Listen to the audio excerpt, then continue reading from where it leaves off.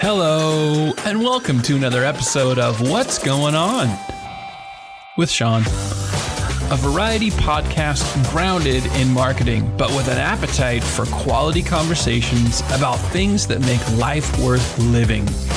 Time is precious, so thanks for tuning in today as we find out what's going on with Bill Wittenmyer. Shaun, how are you, bud? I'm doing really well. And in the flesh. Yeah, in the flesh. So I don't know if you've seen or listened to a single episode of What's Going On with Shaun, but this is the first time sans a trial that I ran with our buddy Chatterton. This is the first time I've done the in-person. Right. Where I've got somebody in the same room. I feel honored. So I feel honored. I work better this way anyway. So we'll move from crappy to less crappy. Okay, that's fair. That's fair enough. That's fair enough. So you and I have known each other for, I wouldn't be surprised if it's 15 years. That's what the number came to my mind. Probably that long. Yeah. But we've never ever sat down, whether it's over a beer or a cup of coffee, and just talked about industry. We're going to get there. So Yeah. I'm really curious to talk to you about the Pacific Northwest, Yeah. which is my home. But if you wouldn't mind, so my audience, many will know you, some won't. But you have been an executive, a leader, a team builder, an inspirational person in the automotive industry for probably the better part of your professional career. Yeah. But what I don't know, and certainly the audience doesn't know, is how did that all start for you? Those are always kind of interesting stories. So how did you end up in automotive? Yeah. What was that journey like? Probably different from what most will expect. Unique in its own way. So, typical college kid, growing up in Michigan, outside Detroit. My dad was in the car business on the vendor side as a supplier. I went to college, business, kind of thought I was going to do something else, got out of college, ended up going to grad school at Georgia Southern for some graduate work, and that was great, but I had to pay for it. And it was cool, it was 2 nights a week, but I needed to figure out a way to make money. And, the old, which is a bad adage, I like cars, that's almost a death thrill for most car salespeople. Why'd you get into business? I like cars. I was that guy. I like cars. And so, interesting anecdotally, in Savannah, Georgia, which is where I lived, I went to the first 3 automotive dealerships on Car Dealership Row, of which there were 5. And the first 3, I had a suit, I had a resume, and a 4-year BSBA degree, right? They'd probably never seen such a thing in 1993. And they all blew me out. Never even got an interview. No, we don't want you, you're overqualified, you don't need to be here, this is it. I got to the 4th store, which was a Toyota store, and they gave me the old sell me this phone test, and the next thing I know, I was up in a room in front of the old VCR and learning the product knowledge of Toyota Corolla. The great news is that lasted approximately 3 months. I sold 2 cars my first month, and it was downhill after that, and so that career was over very quickly. I realized, though, that I was working as hard as anybody else was. I was there for the same amount of hours. I stood out there in the dealership lot getting a suntan, and I talked to customers, but I realized I needed some skill sets, and I was fortunate that the 5th store and the last one on the row, J.C. Lewis Ford, to this day still the 3rd oldest family-owned Ford store in the United States. It opened in 1912. Hired me, and I got some great coaching and counseling there with great ownership. And less than 9 months later, I was the youngest F&I director the store had in 93 years. And the rest kind of went from there. So it was really an amazing, I don't want to say rags to riches, but certainly failures to something pretty quick after realizing I definitely needed some skills. But the beginning in retail. Yep, beginning in retail. Yeah. And then, spent almost the better part of a decade on the retail side. So I have heard you, I have seen you present more times than I can remember. I have heard you with anecdotal stories, helpful tips and hints, probably a lot of the foundation that set up Wit's Wise Words, which for the podcast audience, if you haven't checked that out, go look up Bill Wittenmyer's Wit's Wise Words.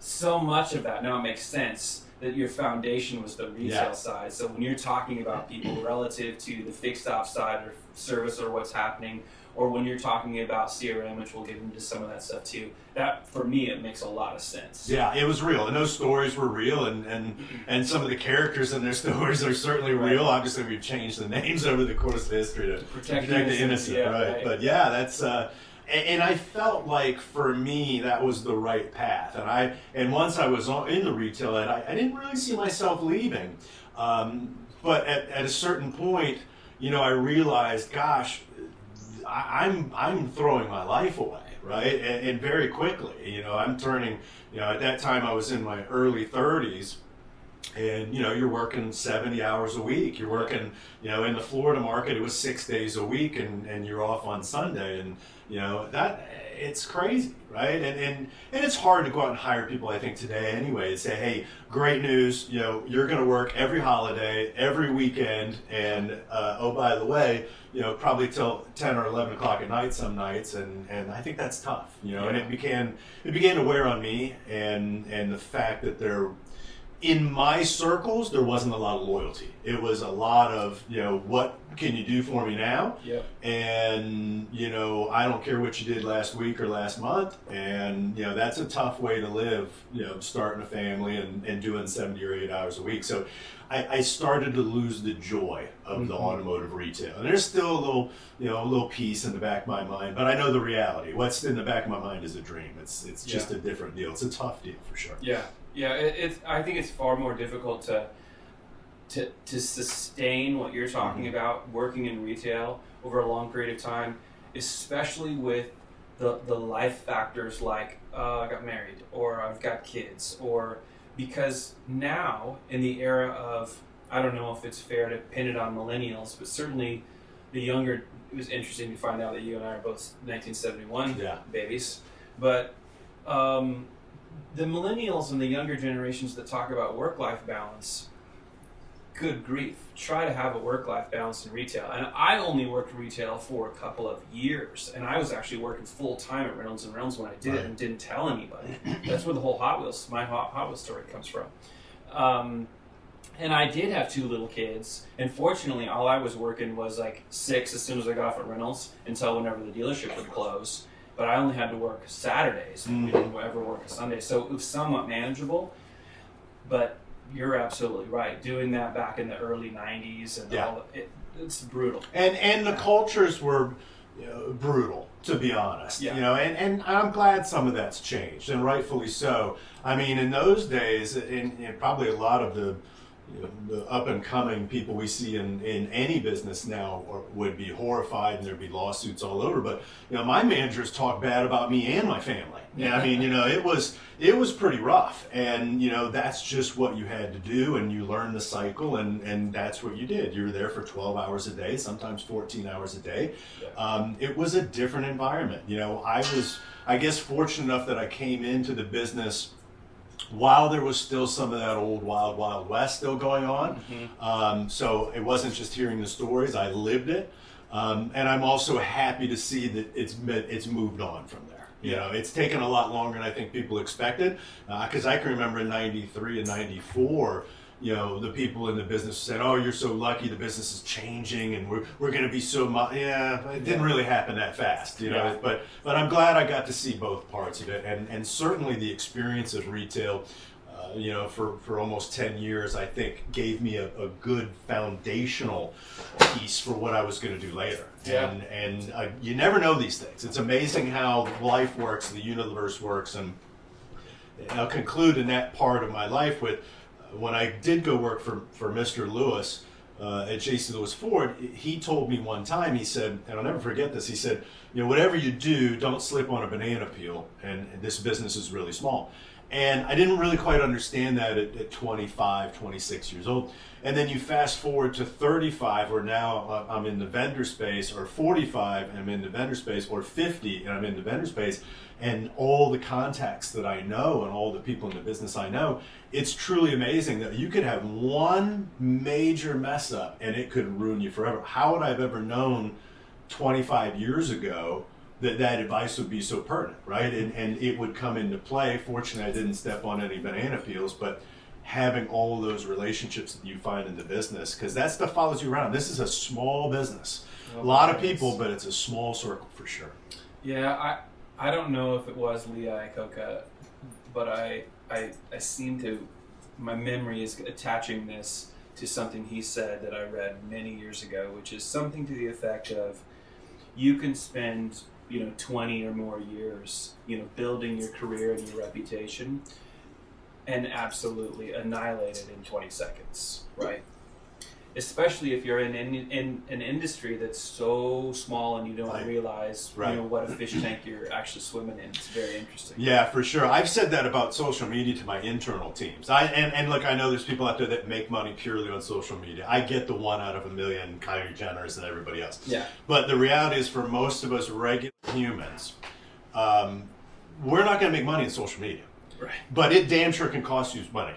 Oh, yeah. And what I always explain to everybody is, you can make one mistake in social media and throw away a career, at least a job. Oh, yeah. So you always have to treat things that same way. So kind of the Iacocca point.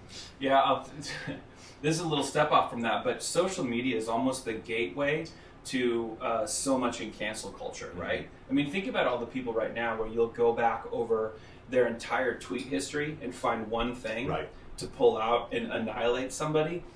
If we used that logic against the accusers the same way they do of, right now, like Dave Chappelle, everybody coming after Dave Chappelle. It's like, okay, let's go back. And it's funny because now people are starting to do that, to fight back and prove so it's kind of interesting. So on automotive, I'm really curious, from retail and then getting into the service provider side of it, or vendors as we are all often known as, did you have anybody that spent that much time in retail?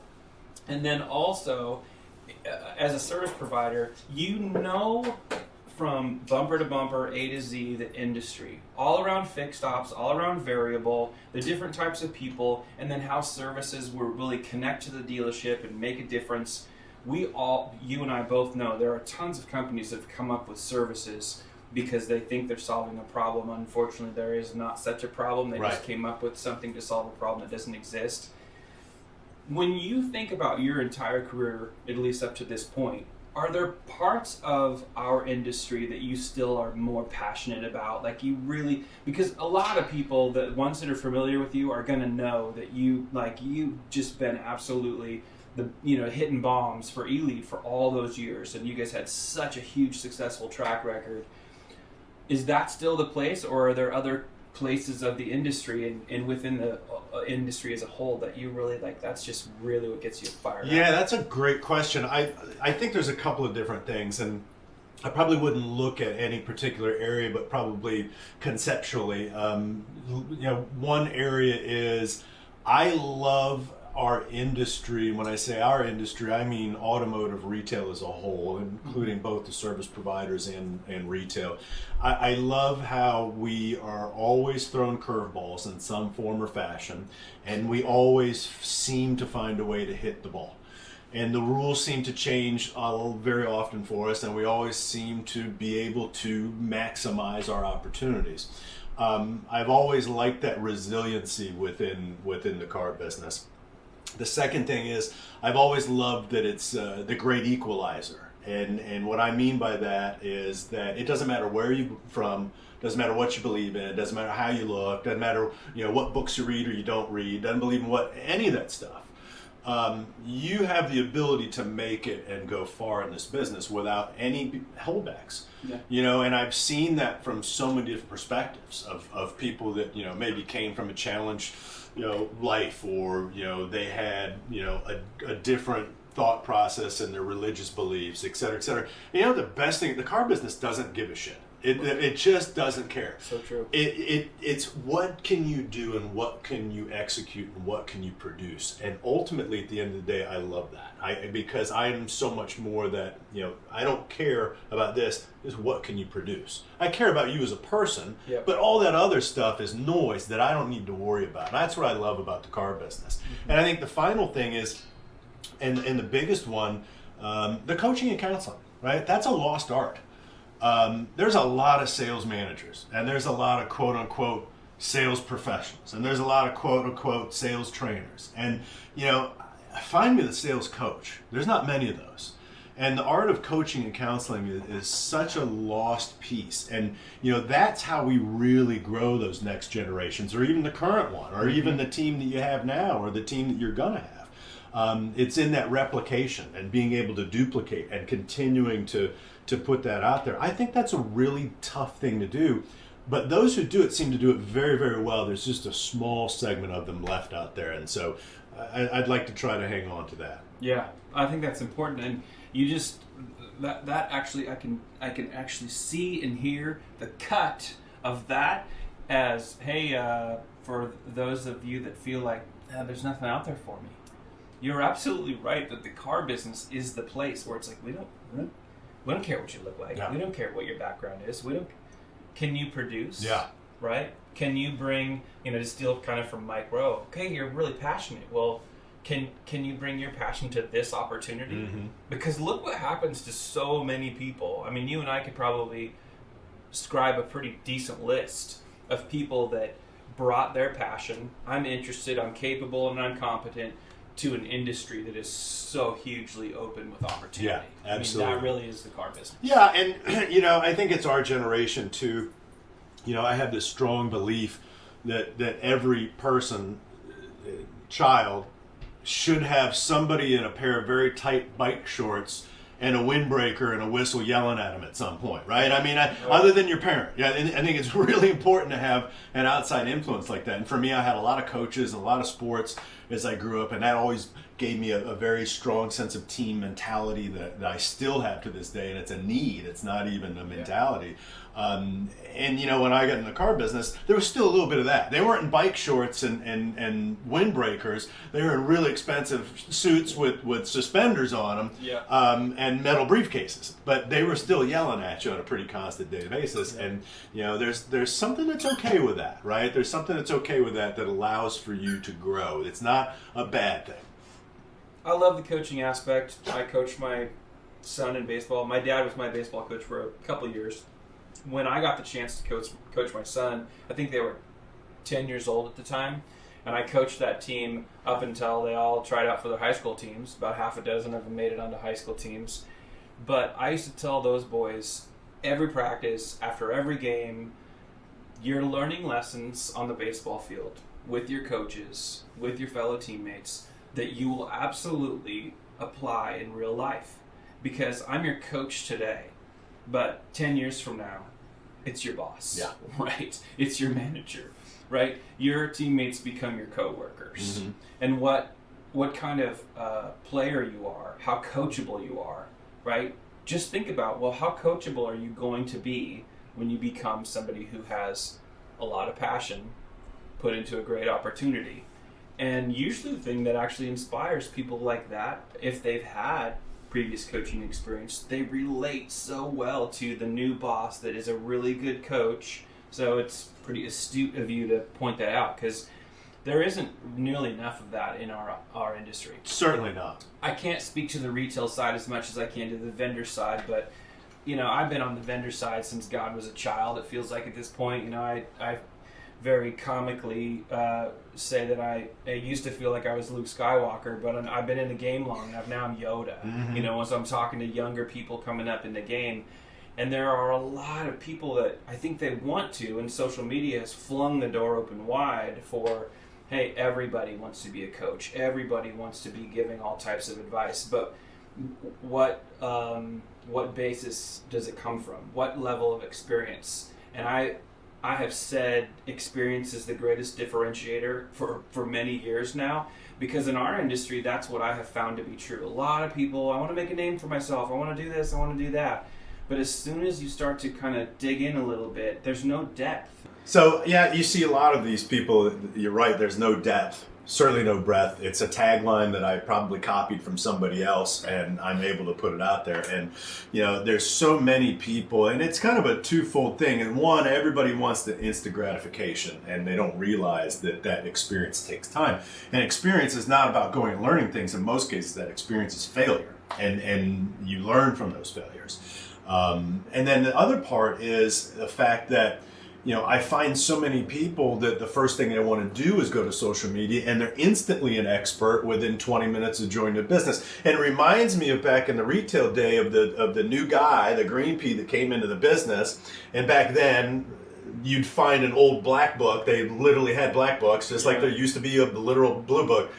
You'd find them in the garbage because they trade them out every week, because that's how you got the new retail values. Anyway, you'd see the 3-week guy in the car business with an old black book stuffed in his back pocket, and all of a sudden, he was the new expert used car guy, because he had the black book that was 3 weeks old, the values wrong. Anyway, I use that.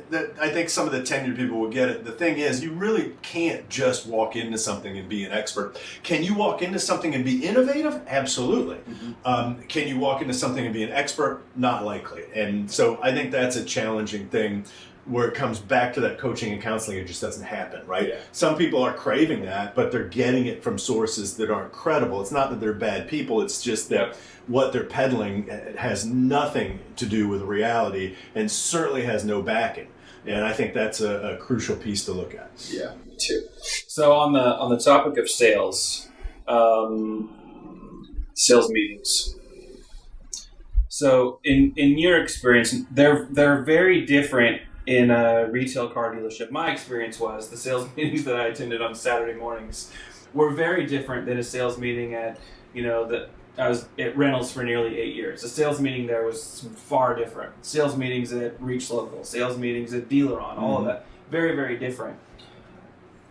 Do you think there's one common denominator, though, between what happens kind of in retail, automotive, and the service providers in automotive that, and this isn't a trick question, I'm just curious to know if you think there are some common threads between both of those environments that perhaps each of them don't really know about each other? Well, one is that I think everybody wants to be on stage. Ultimately, if it's inside the car dealership, it's the sales manager or a manager there that thinks that they should be in show business, or a motivational speaker of some kind. And typically they're anti-motivations, right? I mean, my experience with the automotive retail sales meetings were a lot of trying to do sales training in a sales meeting and getting the two confused. Yeah. And so we're part motivator, we're part get on your ass, and we're part you need to learn this new skill set, and we need all that done in 10 minutes. Yeah. And oh, by the way, when you walk out, there's going to be a spiff on this, right? That has nothing to do with what I just talked about. So typically not very organized, and a mixture of those three. On the vendor side, it seems to be same. I have somebody who wants to be a presenter and be in show business, and then we get too far into the minutia. It's the exact opposite. We're so far into the weeds that most salespeople don't have the aptitude to really grasp that, or we lose them at some point in this. So it's really about having the right information with the right timing and being presented with the right platform, and mostly the engagement that comes along with it. That's what makes a good, successful sales meeting, and that probably would carry over to both sides. Certainly on the vendor, but I would imagine in the retail side as well. And I'm going to interject here, and we'll play the voice. You guys look at me, but one of the things that when I first came to eLead as an employee and sat in on your sales meetings that blew my mind is, you jump on the call, and the first thing you're reading is numbers.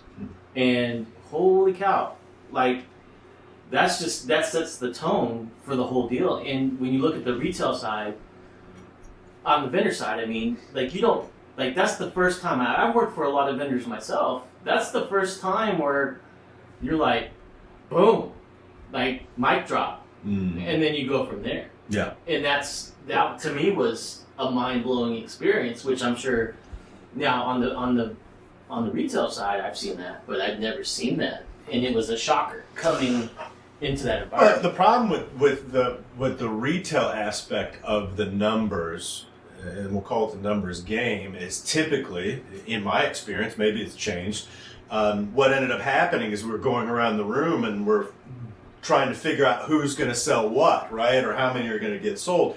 And so I think I'm better than Chris, and when Chris says I'm going to do 10 this month, I automatically say 12, and Shaun thinks he's better than Bill, so he's going to be like, well, I'm going to do 15. The problem is Shaun hadn't done 15 in his life, right? He's averaging 7, but now the ego's driven the numbers around the room. Hell, we're going to sell 832 cars this month at a dealership that never sold more than 250, you know? Yeah. So I always felt like numbers were more important for that one and one time only, which is where are you at right now? Not where are we at right now. And my philosophy was always, I didn't read the numbers. Each individual read their own numbers. Now they own them. If it's distant and it's Bill and he's reading the numbers and the numbers are crappy, well, that's not really my number. That's him saying. But if I'm reading my own number and each person is accountable for that number, you know, and if you have no numbers to give and you get skipped, I mean, that puts pretty tremendous pressure in a pressure, you know, situation where you have to deliver. And I always felt that very, very useful in terms of not really having to motivate with motivation. And at Ely, I'm guessing, but don't know, so I'll ask. You guys probably had monthly MRR targets and Sure. quarterly MRR targets. Yeah, absolutely. We had it down to, you know, where was it at on a daily basis, weekly basis, monthly basis, and then how did that overall translate into the quarter? How did that translate into the year? And ours were a little bit different because we managed it both by an individual, as well as the team, as well as the segment of the team that makes up the team, right? If we had regionalized teams that went from the person to the region to the team, and each one of those had a handshake connection that it all mattered. Ultimately, it was what did the team do? We want to look at the individual performance. It's an individual sport, but ultimately we measured everything on the team, both at the national and at the regional level. Very interesting. That's so. On the subject of staying with the sales piece, if you were today sitting in front of, if we had a group of 50 young salespeople today, they're like, let me pick your brain for one thing that I should probably really put in my foundation as I'm going to try to be successful. What do you think young salespeople need to hear today that they're just not getting? Nobody gives a shit about you. I don't need to know what you did in the past, and this is good for anybody. I don't care what you did in the past. I don't care how great you were. I don't care how bad you were. I don't care what you thought. What happens and what matters is now. And what are you doing going forward? And that's a good chance to allow people to reinvent themselves. You know, if you look back to earlier in this conversation, I was a miserable failure in the automotive industry right out of the gate. I'm not saying that I'm some bastion to do some type of statue now, but I achieved some moderate success. And, you know, if I had stopped right there and then and not reinvented myself, it would have been over. And gosh, how would that have affected a lot of people over the course of the last 20 years? So I think it's, you don't matter. And it's not a personal thing. It's just what you've done doesn't matter. Now, find where your expertise is at, where you think your expertise is at, and continue to hone. Everything is about continuing to hone. It's not, if I think I can go and do 10 calls today, I need to push and I need to do 11. And then the next day I need to do 12. Each and every day, do a little bit more. And it doesn't matter where you start at, you'll just keep getting better over and over again. I think right now people just expect to walk in and find success. You know, by the way, let me tell you why, right? And that doesn't work. Yeah. So another Ely, it could be any question, or any business, but Ely had and obviously being in the industry for a long time, you know, I'm familiar with the fact that you guys had a very advanced marketing team, advanced marketing strategy, a lot of communication within marketing and sales. Were your salespeople just living off of, hey, here are the leads, get dumped in your lap? Or did you guys have an expectation that your salespeople also had to be able to go out into the field and kill what they're going to eat for dinner? Yeah. Was there a combination of those things, or? So we had a couple of very strong mantras within those organizations, and within that organization, my mantra was sales and marketing were completely locked. They were locked together. You can have the greatest marketing team in the world, but if you don't have a sales team to execute, the marketing team's going to go away. It's a waste. Vice versa, I could have the greatest sales team. If they're not in front of people, it's a waste. Both of those fail. So the marketing team and the sales team had to be connected at the hip, and that meant in every way. We did not do a function, a sales meeting, a sales call, anything that had to do with sales without marketing involved. And I don't mean pre-planned and all of a sudden then we could do it. They were involved from when it was conceived to all the way through to the end. They were absolutely an integral part. So the shorter version of that answer is, look, we expected our people to go out and go get their own leads. It was all about you go find it and you handle it and you close it. The marketing team is a supportive piece. It is not your crack. It is not your vein of liquid that's going to keep you going. It's a supportive piece. Yes, did they do a great job? Best in the industry as far as I'm concerned. They supported us very well. We got leads. But then it was all about the distribution of that. We all had a responsibility for each other.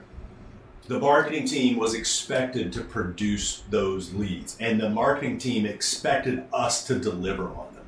And we had to call the leads that came in 24 hours a day within 60 seconds of that lead coming. And one thing a lot of people don't know, early on, the first few years, I personally called every single lead within 60 seconds of that lead coming in, night or day. Until we grew a big enough team that we could start to distribute that out. And having known that it could be done, then I could expect it to be done by others. And then others knew that I did it, then they knew it could be expected of them. And it just goes back to, look, if we're waiting as salespeople to be spoon-fed, we're going to die. We're going to starve to death. Yeah. And by the way, you're not a salesperson, right? You're an order taker.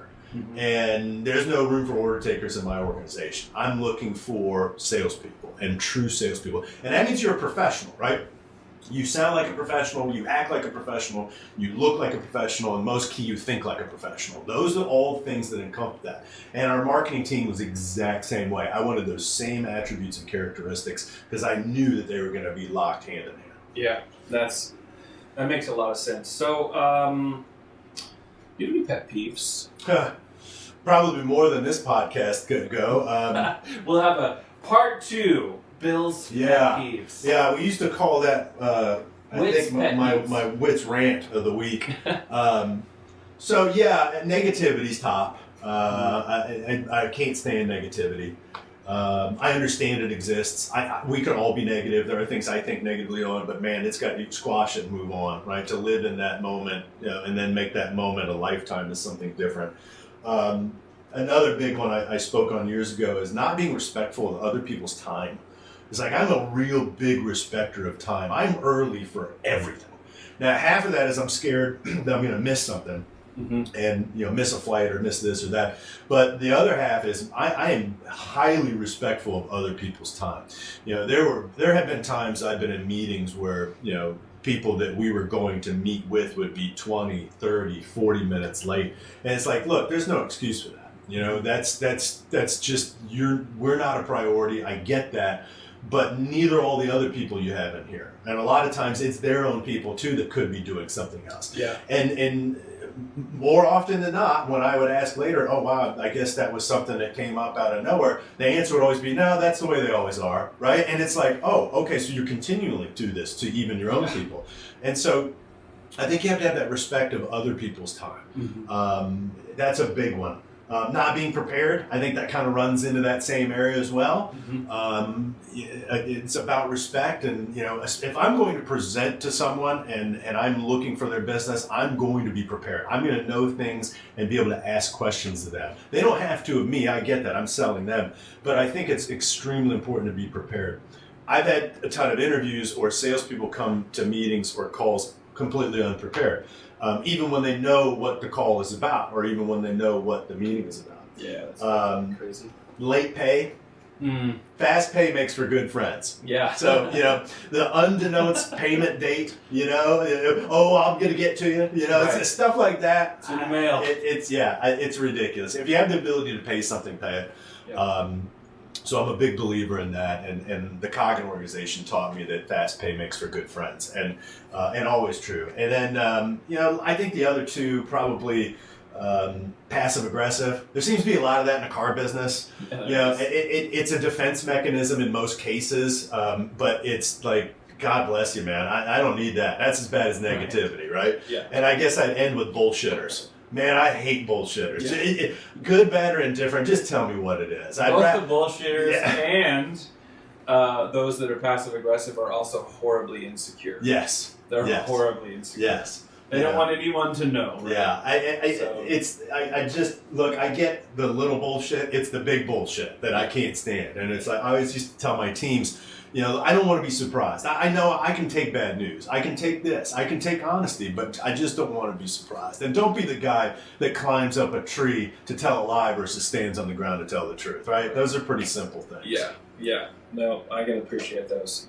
So right now, and you alluded to this a few minutes ago, our industry is like we're hitting more of those curveballs, right?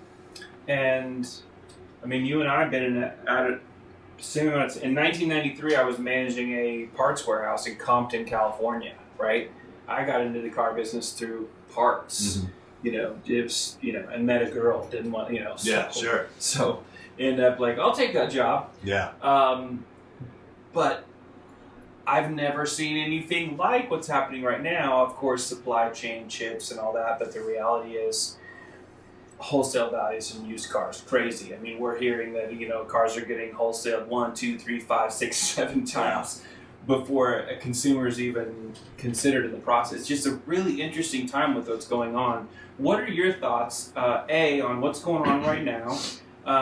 B, how long do you think it's going to take before there's a return? And then I guess C, if you can remember all those, is assuming that inventory levels come back, and let's say it's a year from now or half a year from now, do you think it's going to fundamentally change how the manufacturers want to get those vehicles to the end user, to the consumer, based on what we've had to go through really with COVID, pandemic, and then now all the supply chain stuff? Because it really is setting up the industry to do some interesting things. I'd love to know what you think. Yeah, there's a lot to unpack there. I've done a lot of thought on this, and I've had a lot of conversations with a lot of areas, whether it be OEMs, large dealer groups, people I consider to be authoritative in our business, and certainly have my respect for their level of intelligence and kind of foresight. I think that I'm going to dovetail off of your first part of that conversation, which is, if we look at 30 years in the automotive business, which is close to what we both have each, I've personally never seen anything like the current environment we're in. And I'm not talking specifically about the inventory. I was at a GM store when the strikes were happening in the 2000s or early 99 area. And it was like, we didn't get cars for 3 months, and then we were happy when we did. And then, lived through the 9/11, and then the Great Recession, and now this. Out of all these little instances through the course and the history of time, I don't remember any of those instances or any of the other ones where the multitude of the vendors were affected in a negative way. There were always times when a third would be like, ooh, wow, this is not a good time for us. This is rough. And then the middle would be like, we're going to coast through. We're going to make it okay. We got to tighten the belt. And then there was another third that would be finding opportunity there and be like, hey, ooh, this is a boondoggle for us. We can find some positive out of this and grow. There are always those instances throughout all the different opportunities that I've seen in the last 30 years. This is the single one time that I've seen the majority as a whole, the vendor body, is being affected in a negative way as opposed to the climate. And it doesn't look like it's going to change anytime soon. In fact, I think that a percentage of the vendor body is probably not going to make it through. It's going to be little dark times. And whether that's 10 or 15% of the people that are out there, I'm certainly sorry for that, but it happens. Yeah. But you've got this inventory issue. The manufacturers were trying to kind of play it for a little while, but the reality is I think everybody acknowledges it'll be middle of 2022 before we even start to see regular flow, and it'll be the end of 2022, beginning of 2023, till we're at those normal 20, 30, 45 day worth of supply on the ground. Yeah. And I think that's tough for people to wrap their heads around. The last 2 years have been hard enough, and to think that there's another year that it's still going to be unstable and uncertain, I think we should all get ready to wrap our heads around, because that's the way it's going to be. And the progressive dealers are smart, right? They're looking at this and saying, okay, this is an opportunity for me now to work on the future. because I know, hey, when the manufacturers start rolling, they're going to roll, and the cars are going to come, and they're going to come faster than we can handle. Yeah. And that'll be great until they're piled up like cordwood. And then we're going to have to find solutions to that, because we've had it pretty good over the last couple of years. Yeah. I think when you look at the other aspects of that question, I'm certain that we will come out of this better at the end of the day. How that looks, I don't know. In terms of the manufacturers, I'm really kind of cautious. It's my understanding that various OEMs are currently working behind the scenes on their own software projects, namely around digital shopping, namely around order direct from the factory, incentivizing ordering direct from the factory.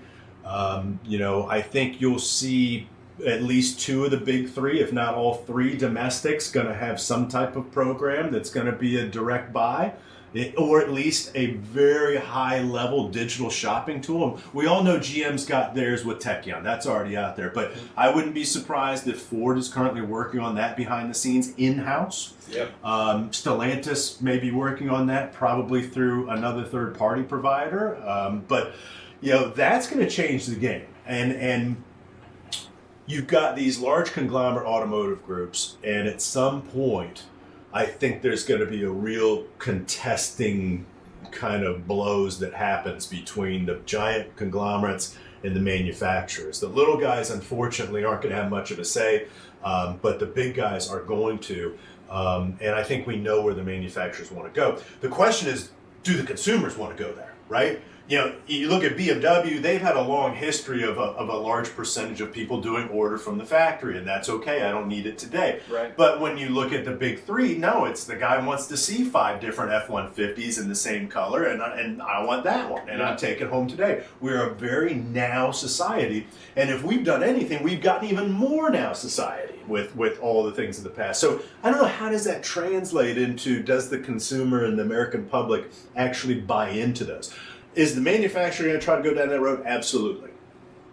Is the American consumer going to fall into that? I don't know. Obviously, there are a lot of logistics things that I can see benefit. If you don't have the floor plan, you don't have all that inventory. Europe has done it for years. It's been their only model. So it's going to be really, really interesting. And I know this: we're going to come out of it different. Yeah. We're going to come out of it different. This is not one where we're going to come out of it and all of a sudden we're back to things are normal, right? Yeah, that will be a new normal. It is going to be different. Yeah, that will be. It's interesting because the OEMs have wanted to do something like this for probably since the beginning of the Sure. Yeah, so the manufacturers, I think, as soon as they were like, there's what's this internet thing? Oh, it does what? Yeah. Well, let's just go right to the consumers. I was still living in Seattle when I was at the Reynolds office that was basically pushing Microsoft CarPoint leads. Mm-hmm. And we had SalesPoint, which was like the first Ford CRM kind of product out there. And we got into a relationship with both Yahoo, KBB, but Cars Direct. So Cars Direct was still just kind of the broker model in the beginning. And then they were losing a lot of money. Like the Boxster, I think, was one of the cars that they would typically, on average, lose a couple grand for every one that they would sell. But they were very invested in that business model, and then they basically supplemented it by adding Cars Direct Connect, which was then, we'll have a kind of a leads model as well. But the appetite for that, consumer can just do this experience, and you don't have the same type of dealership experience. I was actually talking to somebody earlier today and kind of setting up and asking the question because they're very sympathetic to how companies like Vroom are like, those Super Bowl commercials are terrible, and I'm like, well, Cars.com did it before. They were sure they did. They were punching dealers in the face before, and they're like, yeah, but I'm trying to make sure that we don't have that.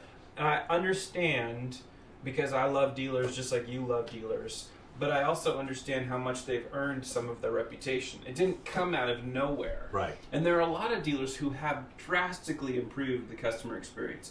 Drastically improved it. And there are also still a lot of dealers, including right now, because supply might be low, but demand is high. Yeah. Demand is, or at least normal. And so what are dealers doing even now? You're not even going to get an argument from the person that you're taking their head off. Yeah. They're not going to say anything when you're knocking their you-know-what in the dirt. They're not, I mean, you're going to lay down and like it because that's all we got. It's got a white base Corolla. That's what you get, fucker. Yeah. And they are not building. That's not the kind of equity that you want for the end of whatever we call this, pandemic, supply chain shortages, right? And we're also under the assumption that they are actually going to be able to prioritize all the chip production if it's only chip production, if it's not also aluminum crisis, Sure. right? If it's not other things. But let's just say, okay, by middle of next year, we start to see it starting to come back a little bit, and by the end of the year, it feels normal. This new normal of how things are going to go, I think, I don't know, I could be wrong, but I think that part of it will also be driven by the dealers that didn't actually fundamentally and drastically change the customer experience, because the customer, we as customers, including dealers who are customers and consumers of things, we still have the powerful voice. We, the people, if you will, get to decide whether or not we want to sit in the back of a stinky taxi cab or call a stranger that has our credit card in their app system when they show up at our door and give us a ride to the airport, even though we don't even speak the same languages, right? So if the consumers are willing to go so far towards, I want my groceries delivered, I want to be able to take a ride from a stranger, I want all these things, that's the way of the world. You mentioned it before. Instant gratification is the norm. The exception is, okay, I'm going to delay your gratification. If this is truly the world that we live in, and it is, then there may be some ramifications that dealers aren't thinking of right now, like, hey, make sure that, how you retail, the way that you do it is actually one that's going to work for the new normal when this stuff comes back, because the manufacturers are going to look at this as maybe never better an opportunity to make sure that we're doing this the right way. Yeah, and it's going to be interesting because, to your point, if it's not aluminum, next it's tires, right? And every time you turn around, there's going to be something else. But I think you make an excellent point from the standpoint that the dealers, whom I do love, they have the ability to control this narrative. And, for those of you that have tried and realized the Vrooms and the Carvanas are not what they portray themselves to be. I've done that shopping in the last 6 or 7 months. I'm still waiting on Carvana to give me an offer on a car from 3 months ago that they promised in seconds. So hopefully that'll come at some point. But their process and how they execute is not nearly to what they personify either. And I think this gives the dealer body an opportunity to change the narrative. And that experience is where it begins at, right? That's what everybody doesn't like. Do they like the selection of vehicles in normal times? Absolutely. Do they like the convenience of being able to bring it in for service without an appointment? Absolutely. Do they like being able to go to the general manager's door and raise hell if there's something wrong with the car and getting an immediate resolution of that? Absolutely. You can't get that with these other experiences. Right. And where the consumers have the drop off is how we treat the experience as it's going on, right? And to your point, these consumers are paying, multiples of what their vehicles are actually worth to buy a pre-owned vehicle or a new one, and that is normal supply and demand. But is the education going on with that, saying, hey, look, you want this now, this is an opportunity, we have it available for you, I'm not turning away any sales, just understand you may have this vehicle a little longer than you normally would, right? And those conversations aren't happening. And, is it right to? I don't know. I think we have to do a better job as a dealer body and as a business and organizations in that fancy word transparency, which is just give the information, right? Yeah. And a lot of times, if I'm just giving the information, it's going to be okay. A lot of people, they're walking in, they don't have to have the conversation of, hey, you're going to pay list or more. They get it. Yeah. But do they get the other ramifications that come along with that? And do we need to? I don't know. Is that a moral high ground? Maybe not. Yeah, I think it's almost like thinking both sides need to think about instant gratification versus delayed gratification. Yeah. Because the dealers are also, and I get it too. You've made it's supply and demand, right? When you've got the opportunity. But our industry is notorious for knowing when the fruit is really ripe, right? We're just going to pick the trees bare, right?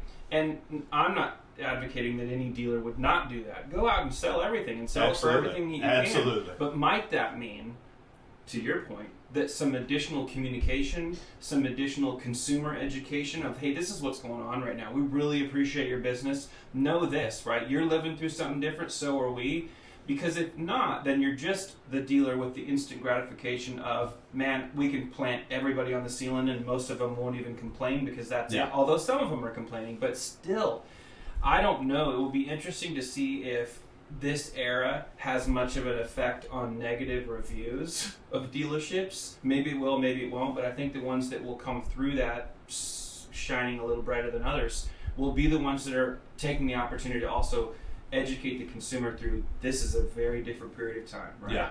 And we want your business for the long run. Probably the next time you come back to buy a Tundra, we can make it even a better deal, right? Because of these dynamics. I would love it if a dealership would just walk through that so that you kind of are on the same page. Absolutely. I mean, because we don't know. You know, we can pontificate and we can think about the logic of it. You know, that a year from now, when those new vehicles are pumping in, because manufacturers haven't been making money. They don't care about used car sales. Right. So, you know, they're waiting to load you up, and that's going to come.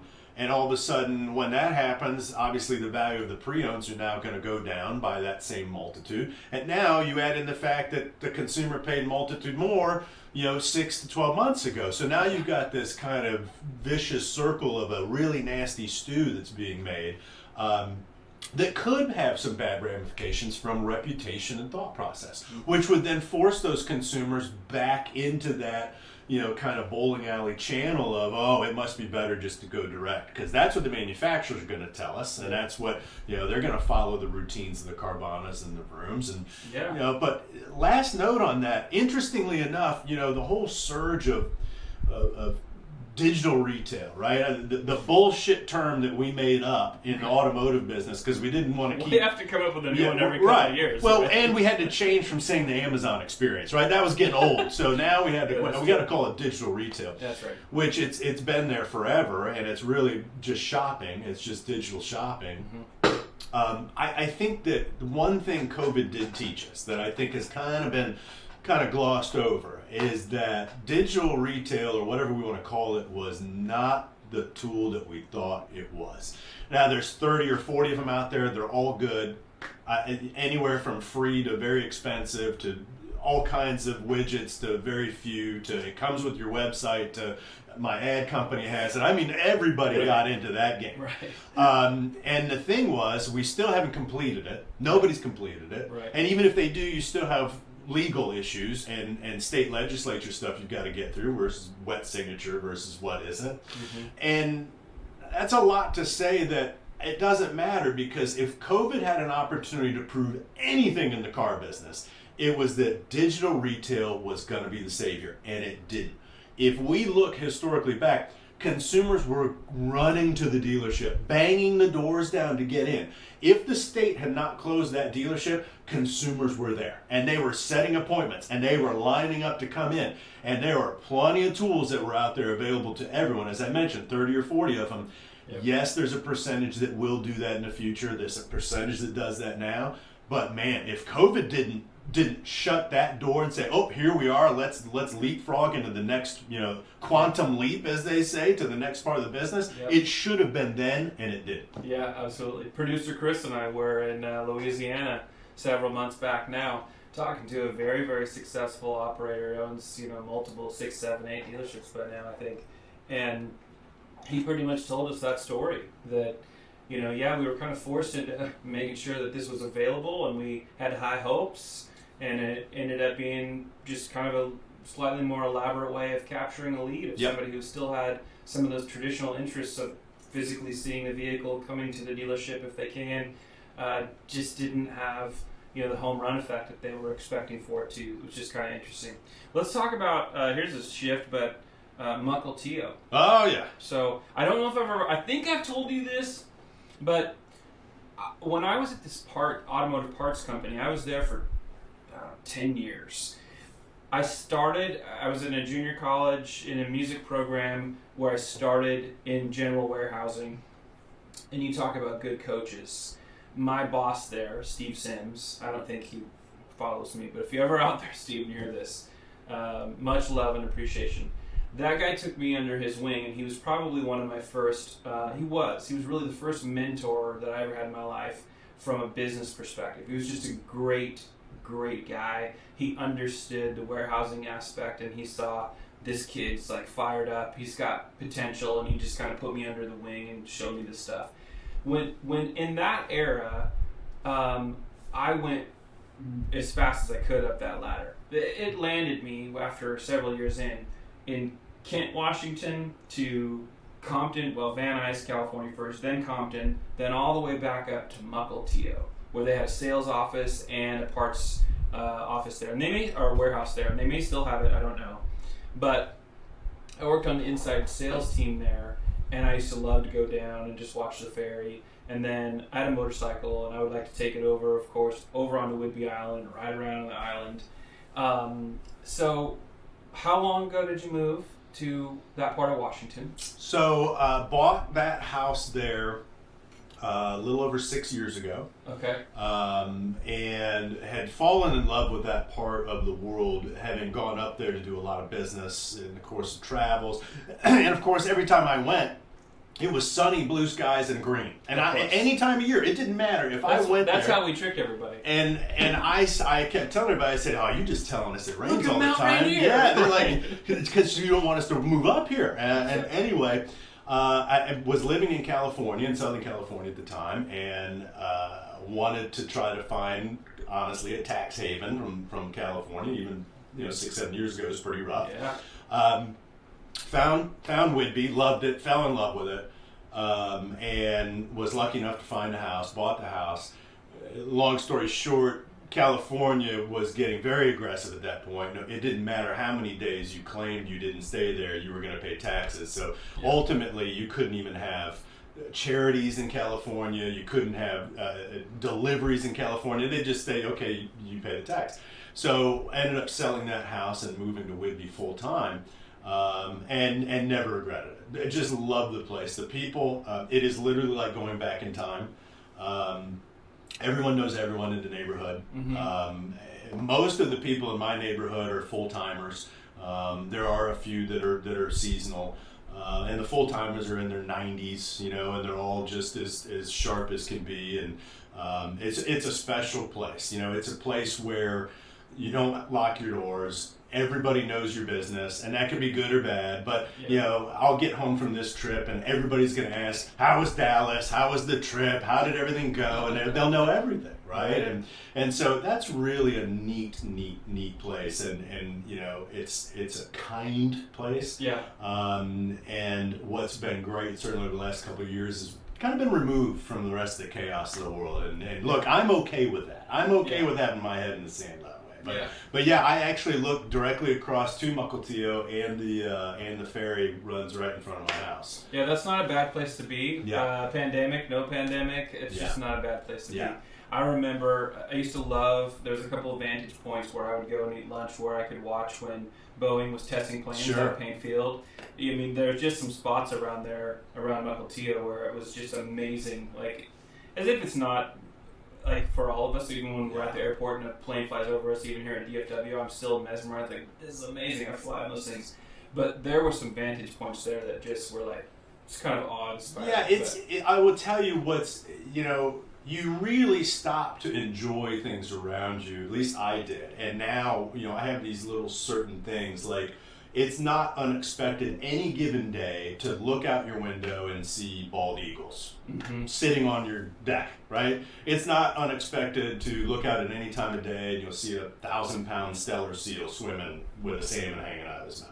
Yeah. Or a harbor seal is swimming up close and watching the dogs on the beach. Or you've got a pod of orca, or you've got whales, or you've got all of those in a day, right? You could start to get into what we like to refer to as like trifectas, and this is when you're hitting all three of these in a day, and it's magical. I mean, it really is a fantastic nature at any given moment. There is no boring time up there. Have you been up to Orcas Island? Yes. Have you stayed at the Rosario Resort on Orcas Island? Yes. So big area for people to get up there. I don't know if I think it's East Sound and West Sound maybe. one of those little airports, and I'm sure this guy's probably very retired by now, but my wife and I were given a gift to stay at Rosario. This is many years ago. I don't even know if we'd been married for a few years. But we went up there and somebody had said, you should go down and check out the little airport. It's really cool. There's a guy there that has a biplane and you can, go up for. So we did this open cockpit right there during the weekend we were at Rosario. And it was the most, it's one of those experiences that I'll never forget. It was, he's in the rear spot. I guess that's probably traditional for an open cockpit biplane. But we have these headsets on so he can talk to us. And we're up and he's like, do you guys like you want the mild or you want the wild? It's kind of up to you, And he was a retired, I think, jet fighter pilot from the Vietnam War. And I was like, I want the really wild. And of course my wife was like, I want the really mild. I'm like, can you just split the difference? Yeah. So we didn't do anything too crazy. We did some cool barrel rolls.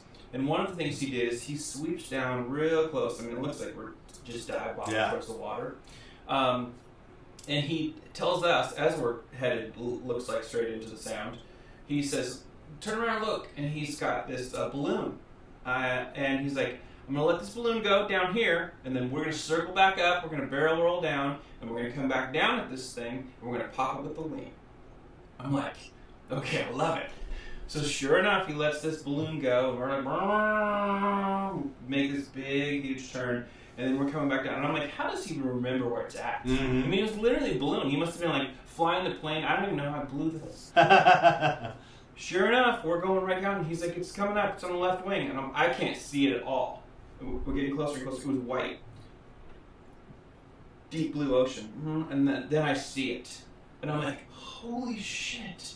I was mesmerized by how talented this guy was in a biplane. My wife's probably about to throw up. And I'm like, this is awesome. I'm loving every minute of it. This balloon goes right between the wings. Right? And that was, of course, his thing. Yeah, I didn't really want to pop it. Just want to show how close we could get to it. I love that experience of being out in Orcas. It's such a great place.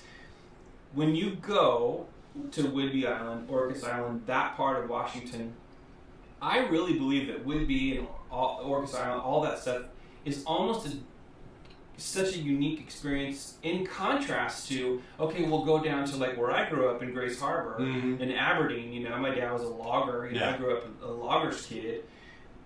We'd go out to Westport, right? Fishing or logging. If you grew up there in the 70s, 80s, that was it. There was nothing else. But we'd go down to Ocean Shores. That's also really beautiful and nice, but it's so different than everything up there in the Puget Sound, especially in the north side of the Sound. So I envy it. I was telling you earlier before we were actually shooting that I won't move back to Washington now at this point, but I love visiting. My dad's up there, and I've got a brother up there, and still a lot of family. It's a special part of the country, and it is very diverse from the standpoint of not only what's your weather in any given minute, but even what's your scenery in any given location. Directly across we've got the Olympics and Olympic State Park, and then right in front of me I've got the Cascades, and I've got the three highest peaks in front of our house. You've got obviously Rainier, and Baker is up to the north, and then directly across is Glacier Point, and it's like all of this in one place. And then if you look a little bit further, you're now looking at Victoria Island, British Columbia, and even different there, and what a great place. So, and then of course you get into any of the game stuff and fishing and shrimping. It's just amazing. Crab and everything else. It's the best seafood you'll ever. You ever feel bad when you've got visitors in town and it's overcast, so they're not seeing Mount Rainier? I don't, because I'm afraid they'll stay. I always used to feel bad when we'd have family come in and we'd go up and pick them up at SeaTac and we'd drive them back down, and it's just, you can't see it. And especially for people that have never seen a mountain. Like that. Living here in Texas, when I hear people like, hey, there's a mountain, I'm like, no, that's a hill at best. But I always used to feel bad when we'd have family or friends monster, come in, they didn't get to see. And you probably know this, but for the benefit of the audience, so old island guy, and years, I think they were third generation on the island, which would have put them there before Washington became a state. And he told me, He said the best 2 weeks of the year is the last week of July and the first week of August. It doesn't matter. Those 2 weeks in the Pacific Northwest, you are guaranteed perfect weather. It's going to be blue skies, warm. You'll be able to see for miles. And so if you're planning the trip, that's when you got to do it. Yeah, it is absolutely gorgeous that time of year up there. Okay, I'm going to switch back a little bit to your career. And in a perfect world, which never is, but in a perfect world, now that you have, let's use just a gun analogy, now that you have unlimited 30-round clips full of experience at this point, what would you like to be doing at this point? I mean,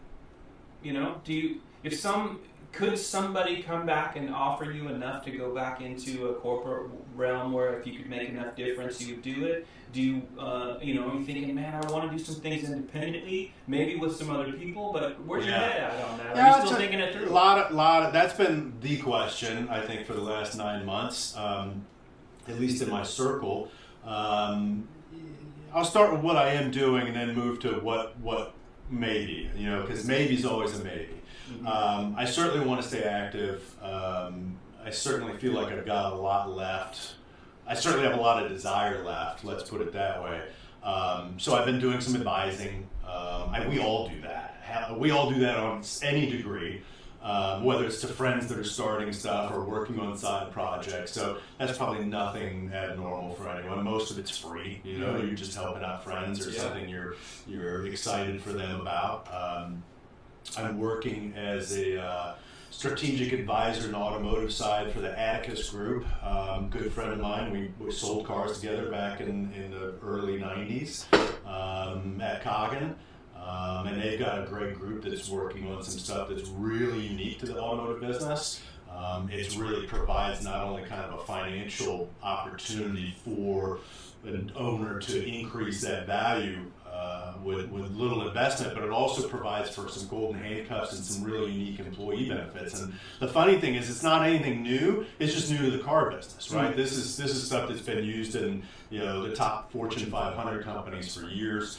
Over 80% of your top 50 banks use this as employee incentive and retention. It's just really bringing Wall Street to Main Street. So kind of something they're preparing to take to market? They've got it to market, starting to expand out, and I'm looking forward to kind of bringing that to the automotive side of the business. It's a really unique kind of value add. Nice.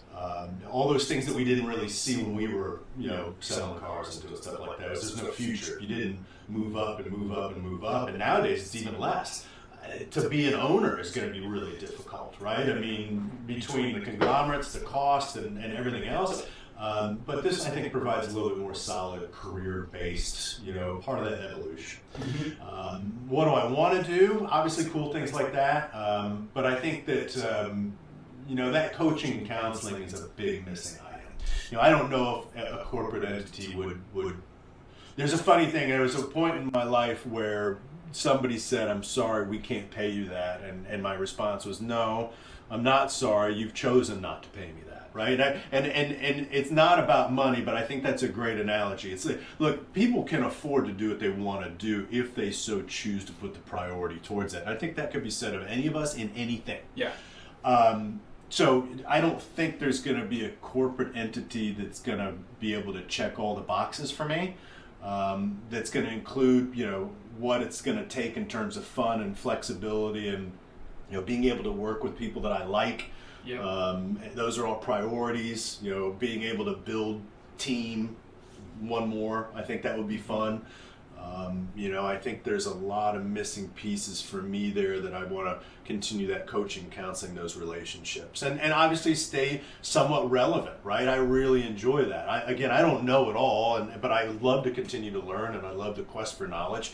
And, there's just some really great people in this business, and I love being associated with great people in the business. I'm very happy to hear you share all that, Bill, because I think what we were just talking about, I think we are close. It could be a year and a half from all of this fundamental disruption, supply, demand, all these things, where our industry is going to be desperate for those that have the experience, right? And as much as it would be kind of fun, and producer Chris would love it if I was just dropping names on people that he knows that are my literally pet peeves of mine. I don't do that, especially, on podcasts. But there are a lot of those people that are going to be clamoring for their voices to be heard, absent of the experience, like the true experience of, I've got decades in, right? Mm-hmm. So, okay, and they might be innovative voices, to your point. They might be helpful contributors, but I really think that the Wittenmyers are going to be desperately needed as we get to this pivot point of, it's still the car business, we're still selling cars to people, but are we doing all those things right? So it sounds like you're already in the mix of some things, but you're going to still be planted in the place where that's going to matter. I really think that we're going to need people that have got the 10, 20, 30 years of seeing what this industry has done when we get to, maybe it's at some point in 2023. I hope so. I hope so. I hope so, and I appreciate the very nice comments, and quite humbled by that. I told some people as I was quote unquote retiring out at the end of last year, when I knew that was done for me and I'd run the road that I wanted to run. I said, look, you don't know if the phone's going to ring or not. You just don't know if the phone's going to ring or not. And if it does, you don't know if it's going to be the kind of opportunity that suits you or not, right? There's so many of those different things in there. I feel fortunate that I've had some phone calls. I haven't checked the boxes.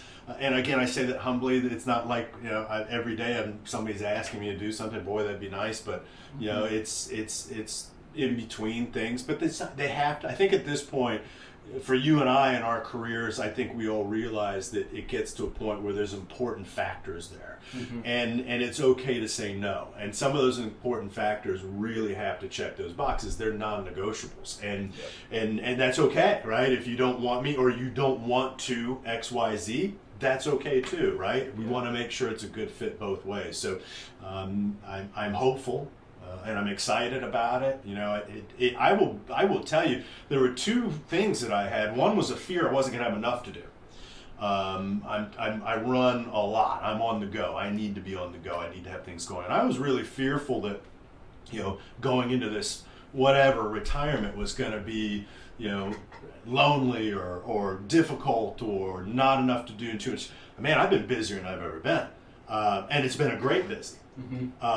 And then the other thing was you start to get worried about being out of the game too much, right? And it's like, whoa, wait a second, right? So I've really worked on my relationships in the last 9-10 months and communication and checking in with all of the people that I'm familiar with in the business and seeing what they're doing and seeing what's going on, and that's how we got connected for this too. It's like just getting checked in and say, hey, what's going on, and finding out authentically what other people are doing in their lives has been a great, tremendous help for me to stay in that game, so to speak. Yeah, probably a good moment in your career and life to be able to reach out, because sometimes I know for me, you get tunnel vision sometimes when you're in the big corporate construct and you're chasing all these goals. The maintenance of some of those relationships is difficult even when you are right in the thick of it. Yeah. So the maintenance on yourself. That was the other thing. It was like I realized after a few months, not only being busy, it's like, ooh, wow, I missed a lot.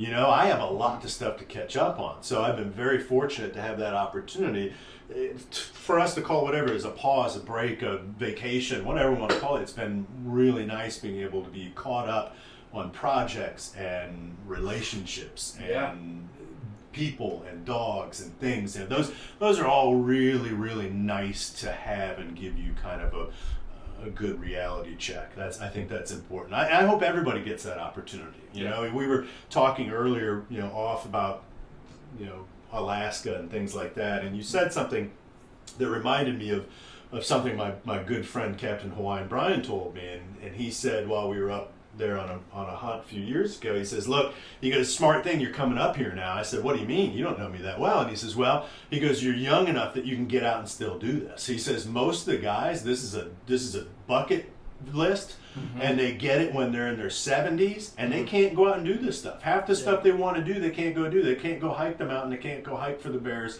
They can't stay out all day fishing. He goes, this is important that you get able to do this now while you still have the ability to do it. Yeah, so true, so true.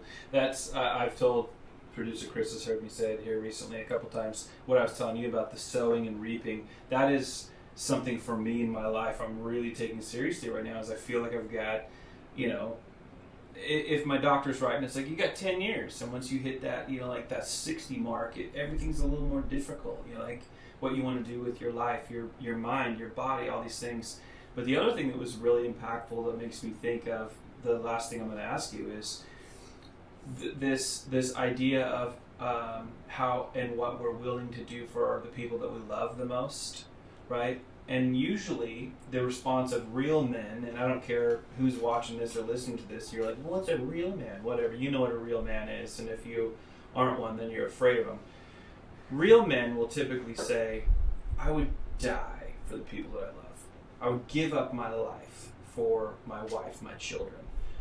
And then it got turned around on me not too long ago where it's like, well, if you're willing to die for your wife and children, are you willing to live for them? And I'm like, wow, man, like, what am I willing to do? Yeah. And those types of things about thinking about, well, you want to be able to enjoy that trip to Alaska, yeah, right? You also want to be able to spend that quality time and be around. Like, you can't provide and protect and take care of anything if you're dead, right? Or when you're dead. It's just that. And I'm really thinking about those things in my life of what kind of quality am I building into those relationships? How am I living it? And also, what am I doing and how hard am I working to get to a point where when I decide that I don't want all the stress and the hard work anymore, that I've built enough, I've sowed enough in, that I get to reap for a long enough time that it's like, hey, it mattered. Yeah. So that sets up the last thing that I want to ask you as we close it down, so I don't take up all night, because I think you and I have already proven that we probably could sit and talk in a podcast. Yeah, we're no shortage of words. And rival Joe Rogan or something. But I started at some point ending every What's Going On with Shaun podcast by, I would express to my guests that I've always had this saying, be the difference. That goes back to when I worked in the Microsoft CarPoint Reynolds & Reynolds office in downtown Seattle, Washington, in Westlake Center. And I just, that felt like my first real kind of corporate type of job, but I was on the phone a lot, talking to dealers, trying to sell them leads, handling problems if they were, whatever the case may be. And I always kind of had it in my mind like, Shaun, you have to be the difference to this customer. You are the difference. Not Reynolds & Reynolds, not your boss or your bosses, or you're the difference. And so that kind of has blossomed over years of like, well, what are the things that I do that I want to be a difference? I want to be positive, right? Even if there's a part of my brain that's like, I'm uncertain, or I always want to be positive. I want to say, well, what's is possible? Isn't it? Everything's possible. Like, I want it to be this wide open. So I have taken Be the Difference into something that I encourage everybody. Find the thing, whatever that might be. Maybe you love certain things that are charitable, right?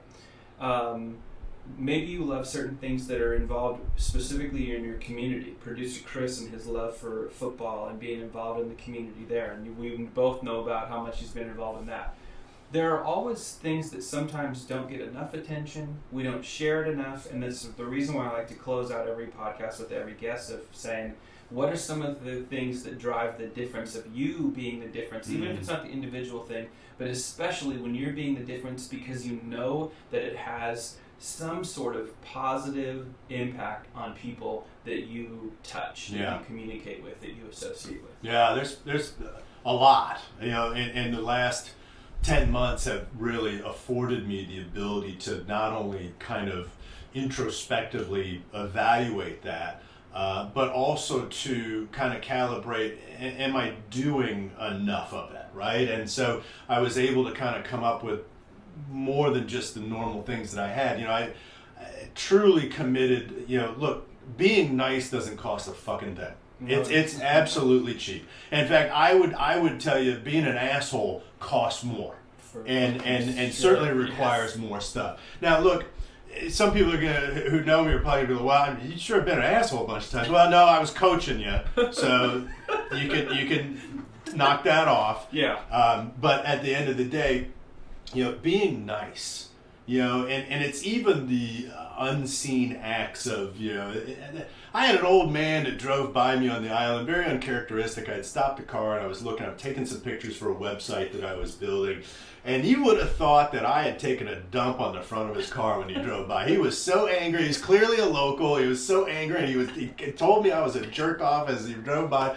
And I in that moment, I had this instant opportunity where I could be like, "Well, fuck you, mother." And I live here. In fact, I probably got more land here than you do. But then I said to myself in the same instance, I said, you know what? He's obviously having a bad day. I'm having an awesome day. And you know what? I'm just going to smile and move on. Yeah. Another thing, simple things. I do 8 miles a day, and most of the time I'm not going to see anybody. I'll be lucky if I see 3 horses and a couple of goats. Yeah. But when I do see people, I have made it an absolute habit on the island. I wave to everybody, whether I know them or not. Subsequently, over the last 10 months, I've met probably 10 different people now whom I'm friends with on the island that I didn't even know were there because of that. And now they're the first ones to wave. Just little simple acts like that, those little acts of discipline, of positive, bring so much joy. And I think that's where I've gone to. The other part is, man, you got to be happy. You really have to be happy. And not... Choose it. Yes, you do. You have to choose to be happy. And I'm not talking about... Yeah, you can go buy stuff and it's cool and it makes you happy. I've done that. I'm talking about literally choosing to be happy is so much more of a wonderful experience. And, I still buy stuff and it still makes me happy. But, there's simple things like hearing a rooster when I walk on my walk and it just keeps going. And I'm like, man, I'm glad that guy doesn't live near me, right? And I'm just, it brings me great joy to hear it. I'm like, oh, that's so funny. Yeah. Or a coyote sneaks out of the woods and scares you. It's like, oh, that's pretty cool. But, I think it's really important to give more than you get. And that's really what it's about. We could talk about happiness and all this other stuff, and you don't have to have money to donate to charities. You just have to have the mindset, and it's so important to give more than you get. And that's really kind of the mantra that I've adopted in the last couple of years, and particularly the last year. And I mean that in every way. My relationships are the same way. I want to give more than I get. You talked about, hey, you can get into that, kind of that tunnel vision, and I answer every call I can possibly answer if anybody's calling me, and I'll take the call. And have any conversation they want to have, because I feel like I've gotten so much. I need to give, and I need to give more than I get. So that would be my end. That's awesome. This has been a fantastic conversation. Yeah, likewise. Really enjoyed it. For all of the listeners and perhaps some of the viewers, no matter how you've consumed the podcast, you can get this on every place you can get podcasts. Like it, share it, all that kind of stuff. Tell somebody, especially if you're in the auto industry, or if you just need some positivity, you need some professional encouragement, some good insights, share this with other people. Tell them about this podcast. And let me, of course, end by saying thank you. And now, audience, you know what's going on with Bill Wittenmyer.